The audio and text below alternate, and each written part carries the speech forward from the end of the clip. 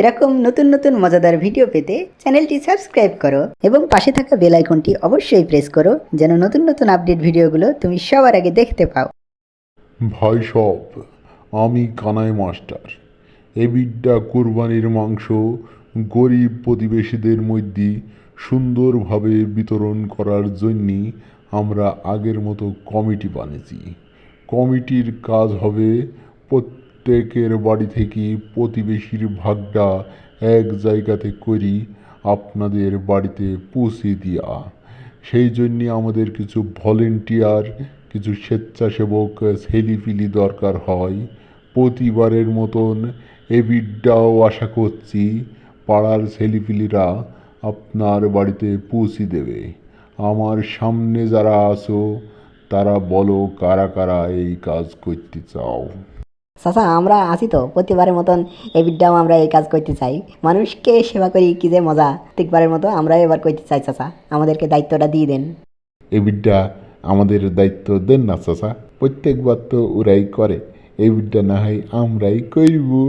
আমরা তো পাড়ার ছেলে, আমাদেরও তো মন বলে মানুষের উপকার করতে, কিছু সুয়াব কামানোর সুযোগ আমাদেরও একটু দেন না চাচা।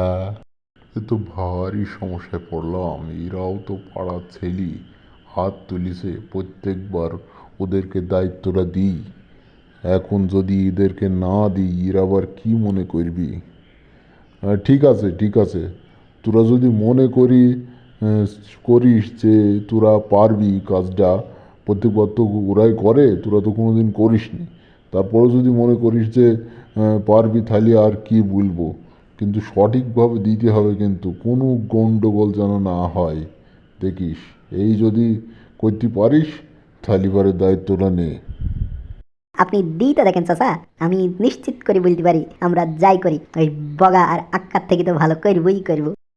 এরপর পাড়ার মধ্যে ধড়ফড়ি আর মানফুস এক একটা বাড়িতে যেয়ে এক টুকরো করে মাংস দিয়ে আসছে, আর সবাই সেই এক টুকরো মাংস পেয়ে খুবই অখুশি, কেননা এইটুকু মাংস রান্না করার জন্য উপযুক্ত নয়। কিন্তু তারা অনেক মাংস থাকা সত্ত্বেও অল্প এক টুকরো করে মাংস প্রত্যেক বাড়িতে বাড়িতে যেয়ে দিয়ে আসছে। এইটুকু গোশ এ তো দাঁতের ফাঁকেও যাবে না, এইটুকু কি রান্না করা যায় নাকি? এইটুকু আবার তোরা দিতেইছি কিভাবে? গরিবের আবার অতি রং, গোস্ত খাওয়ার দেখো ঢং। সারা বছর কচু ঘেঁচু খেয়েই থাকে, এখন একটু গোস্ত পাচ্ছি, তা আবার আরো নেওয়ার জন্য জিভ দিয়ে পানি পড়ছি।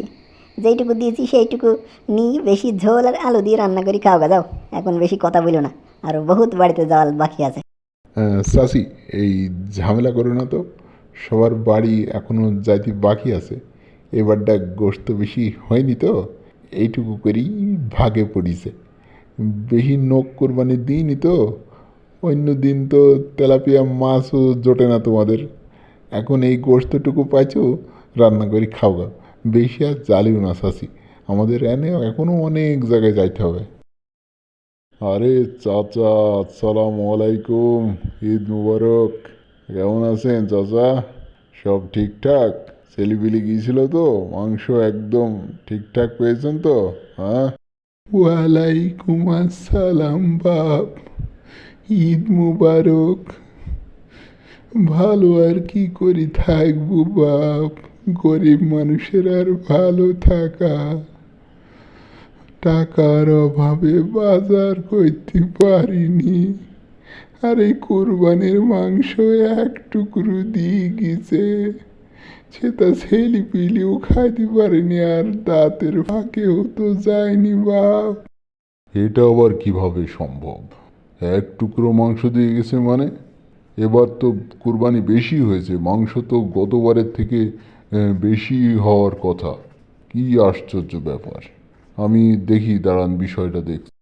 ওই যে ধরপড়ি আর মানফুস এসছিল, আর এক টুকরো মাংস দিয়ে গেল, আর বলল কোরবানি নাকি কম হয়েছে, আর মাংস ওই জন্য কম হয়েছে। ব্যাপারটা তো খুবই ঘোলাটি মনে হয়েছে। হ্যাঁ, মানফুস আর ধড়পড়ি থালি মাংস তো একদম ধড়ফড় করে দিল। হ্যাঁ, ব্যাপারটা দেখতে হবে তো একটু ক্ষতি।